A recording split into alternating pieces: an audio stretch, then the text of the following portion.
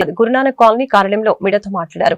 ఈ సందర్భంగా ఉప్పులేటి దేవి ప్రసాద్ మాట్లాడుతూ దళితుల్ని చీల్చడం, విభజించడమే ప్రభుత్వ లక్ష్యమని, ఎస్సీలను వర్గీకరణ కోసమే గవర్నర్ ఆమోద ముద్రతోనే ఆర్డినెన్స్ నెంబర్ 2/2025 జారీ చేయడం జరిగిందని, ఎస్సీ వర్గీకరణ మంచి పద్ధతి కాదని అనేక సందర్భాల్లో చెప్పడం జరిగిందని ఈ సందర్భంగా తెలిపారు.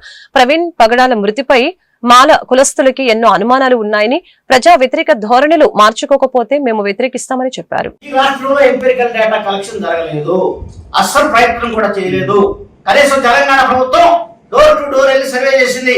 కానీ ఇక్కడ ఈ రాష్ట్రంలో ఏ రకమైనటువంటి ప్రయత్నం చేయకోకుండా ఒక నిర్లక్ష్య వ్యవహారంతో వీళ్ళకి ఎంపిరికల్ డేటా తీసేది, ఆ 2011లో ఉన్నటువంటి డేటాను తీసుకుని దాన్ని బట్టి మనం చేసేద్దాం అని చెప్పి మీరు జనాభా లెక్కలు కాదు ఇక్కడ చేయమని చెప్పింది సుప్రీంకోర్టు. సుప్రీంకోర్టు చెప్పింది జనాభా లెక్కలు కాదు.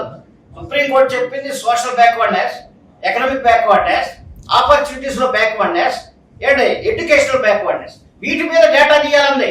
వీటి మీద డేటా ఎక్కడుంది? మీ దగ్గర డేటా లేకోకుండా మీరు అవసరత నీడ్ ఎక్కడుంది? నీడ్ ఉంది అని చెప్పడానికి కావాల్సిన ఎంపిరికల్ డేటా స్ట్రాంగ్ గా ఉండాలని చెప్పి సుప్రీంకోర్టు చెప్పినప్పుడు మీరు స్ట్రాంగ్ గా డేటా కలెక్ట్ చేశారా? లేదు. డేటా లేకోకుండా మీరు పాత డేటాను తీసుకుని ఆ డేటా ప్రకారం మీరు వెళ్తారా అంటే మరి రాజ్యాంగ విరుద్ధం అవుతుంది కదా. సుప్రీంకోర్టు చెప్పినటువంటి జడ్జిమెంట్కే వ్యతిరేకంగా వెళ్ళారు మీరు. దాని మీద మేము ఆల్రెడీ రెండు రిట్ పిటిషన్ నేనే వేశాను. ఒక రిట్ పిటిషన్ ఏమో ఆర్ఆర్ మిశ్రా కమిషన్ చెల్లదు, నియామకమే చెల్లదు, దానికి ఇచ్చిన విధి విధానాలు చెల్లవు అని చెప్పి ఒకటి. రెండోదేమో ఎంపిరికల్ డేటా సోషల్ ఆడిట్ మీద ఇది రాంగ్, ఏం చేయకోకుండానే ఆర్ఆర్ మిశ్రా కమిషన్ తన రిపోర్ట్ ఇచ్చింది అని చెప్పి మేము రెండో రిట్ పిటిషన్ ఇస్తే, ఆ రెండు రిట్ పిటిషన్ హైకోర్టు మరి ప్రభుత్వానికి కౌంటర్ వేయమని చెప్పి అడిగితే ఇంతవరకు ప్రభుత్వం కౌంటర్ వేయకోకుండా దాన్ని దాటవేసి ఇప్పుడు ఆర్డినెన్స్ తీసుకొచ్చింది.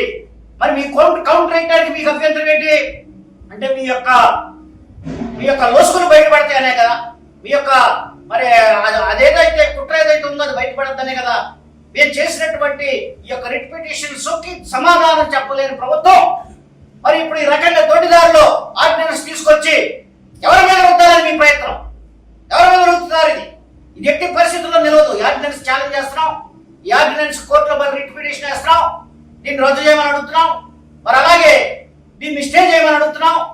కాబట్టి ఈ ఎంపిరికల్ డేటా తీసి బ్యాక్వర్డ్నెస్ ఉందా లేదా అనేటువంటిది, ఏ కులానికి ఎంత బ్యాక్వర్డ్నెస్ ఉంది అనేటువంటి చేయాలి. అది కాకుండా ఈక్వల్ ఆపర్చునిటీ అనేటువంటిది అని చెప్పట్లేదు సుప్రీంకోర్టు. సుప్రీంకోర్టు ఏం చెప్పింది? అడిక్వేట్ రిప్రజెంటేషన్ ఉందా లేదా అని చెప్తుంది. అడిక్వేట్ రిప్రజెంటేషన్ లో ఆ విషయంకి వస్తే మరి 90 మంది ఎంపీల్లో దేశంలో ఎస్సీ ఎంపీల్లో 80 మంది ఎంపీలు చమరలే ఉన్నారు. ఈ నెల 17